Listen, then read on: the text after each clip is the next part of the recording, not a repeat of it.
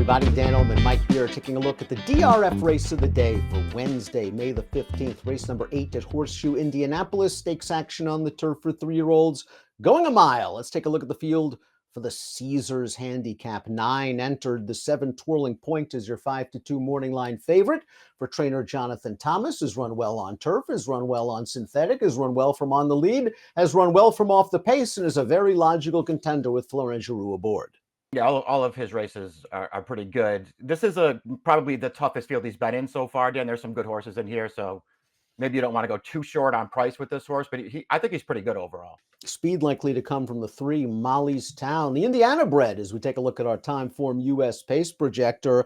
This gelding has won going 2 turns in the past on dirt, but this is going to be the turf debut for Molly's Town. He is fast, however, and if they leave him alone, I guess there's a chance he could sneak away at a big price. Yeah, I mean, I guess there's enough turf pedigree here to be at least mildly interesting, Dan. He's got some fast races too. The 2 times they tried him in open stakes races, it didn't work out that well. So he's got that working against him, but he's got a fast race that makes him tough. Greg Foley trains the number 1 Camaro Z, a horse with good tactical speed. This horse has won 2 of his last 3 starts, 1 on turf, his most recent race, an off-turf effort at the fairgrounds, and that was a stakes effort, the Black Gold. His race on turf 3 starts back, again, that tactical speed really served him well. The runner-up has come back to hit the board in the next 4 starts with a 76 Beyer top on dirt. I think a good trip's coming under Brian Hernandez Jr. I agree. His races are good. He's probably gonna have to get a little bit faster against this field, but overall, it's really hard to knock his form. And I like him getting. I know he won a stakes race off the turf last time on a wet track. I like him getting back to the grass, though. I think this is his surface. The 2 First World War just fits very well from a class standpoint, and 5-1 on the morning line seems very fair for a Brendan Walsh trained colt getting Lasix for the first time. I mean, this horse won the Grade 3 Kitten's Joy 2 starts back, and then most recently in the Transylvania at Keeneland. I just think it was one of those situations, sometimes these horses like the Keeneland turf course and sometimes they don't. First World War didn't have the cleanest trip. I think with Lasix, he's going to take a big step forward. Yeah, I mean, I get that's true. Lasix on is something you definitely want to take note of. I guess that's true, though. If you want to look at the 2 races at Keeneland, because I personally didn't think he ran that well in the Bourbon last year either with a good trip. So I guess if you want to look at him that way and say that the Keeneland turf course isn't his thing and he'll be better getting away from that track and onto this one, I guess that's fair. I just didn't like his races. Overall, I don't like his races enough to want to bet him in this field. Molly's Town, the number 3, the expected speed is a perfect 5 for 5 at Horseshoe, Indianapolis, although all of those races have come on the dirt. He's got a versatile enough pedigree. His sire, Motown, could do it either way. The dam's a half to a stakes place turf router. He's going to show speed, but this is a tough open bunch. Yeah, he just ran a really fast race, Dan, on dirt last time. I mean, I guess that's a 5.5 furlong race, so it's hard to get too excited about that figure. But I guess if he could show up here and run something like that first time on the turf, he could be tough in here. He should be a good price in this race. You can respect his speed. He's not my kind of horse, but there are some things that you could point to maybe like him in here. The 4 Det Paid really took a step forward since being switched to the turf by the underrated trainer Michelle Lavelle, a maiden special weight winner, sprinting, a big price winner, going 2 turns in a first level allowance. Then they cut him all the way back, which is never easy to do on turf. And in the William Walker last time out, I wonder if it was just a combination of that cutback dulling his speed and him forcing to come from too far out of it and maybe being in a bit tough. Yeah, I don't like that cutback. You go from 8.5 to 5.5 furlongs. That's really, really hard to do. And he didn't run well in that race. His prior turf races are okay. I mean, he's another one. He's obviously got to run way better in here. But I did like his win 2 starts back from a far outside post at Fairgrounds to get the job done there. He ran pretty well that day. Coin Minor didn't break very well in the Palisades, and that's always an issue when you're sprinting on the turf. He's going to have to show up around 2 turns, however. His one and only try around 2 turns came in the Bourbon, his final start last year, and he kind of just gave an even performance, passing some tired horses in the stretch. Maybe he'll be ready to go 3rd start of the form cycle. He's hoping for a hot pace. Yeah, maybe he's just, a lot better as a 3-year-old too, because he was okay at 2, and now maybe he's moving forward as a 3-year-old. So those are things that I think you want to take into consideration. At least his Bourbon wasn't great. But maybe he's just a better horse now. 3rd off the left, stretching out. His most recent start going 5.5. He just could never really get involved there. I mean, this horse is going to be a really big price in this race. I don't love him in here, Dan, but I wouldn't talk anybody off him if they liked him, though. Oscar's World is the number 6, a winner at Gulfstream on turf at this distance, 3 starts back, then ran a good second on the Tapeta surface there. Last time out in the Transylvania, they were kind of aggressive with this horse early, Mike, and he doesn't have to be ridden that way. And I don't think he'll be ridden that way on Wednesday. I think they'll revert to the stalking tactics that worked well for him 3 starts back. So maybe you give him a mulligan without Lasix last time.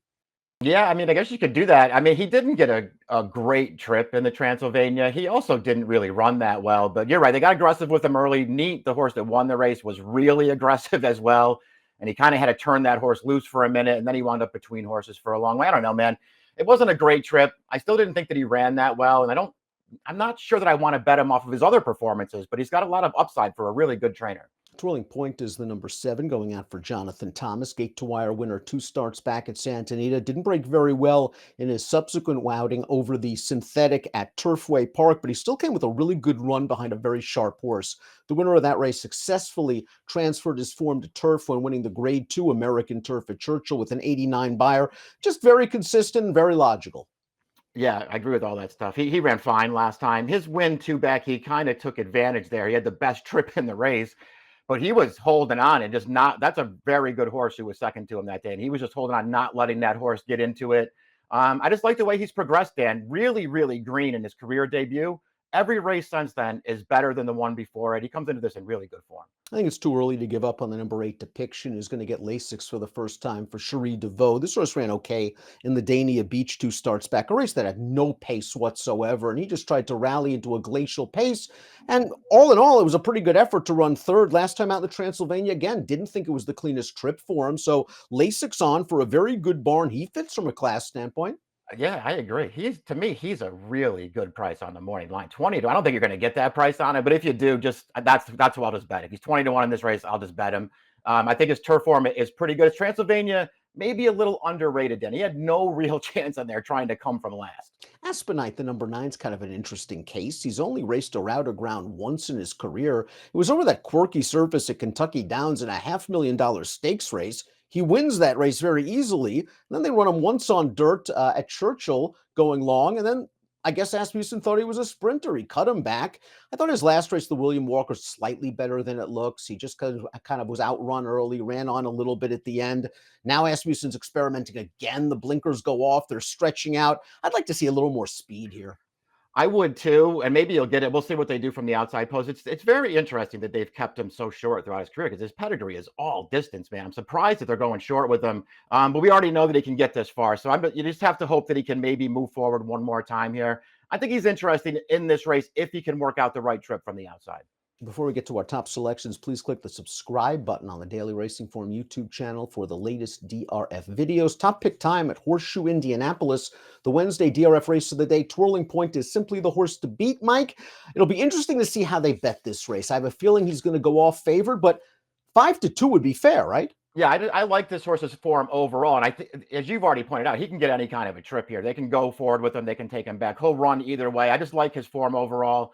Since I've seen the morning line, I have the 8-second, but if they bet this thing along that morning line, I would just flip those two because 20 to 1 on, to me, 20 to 1 on Depiction is ridiculous.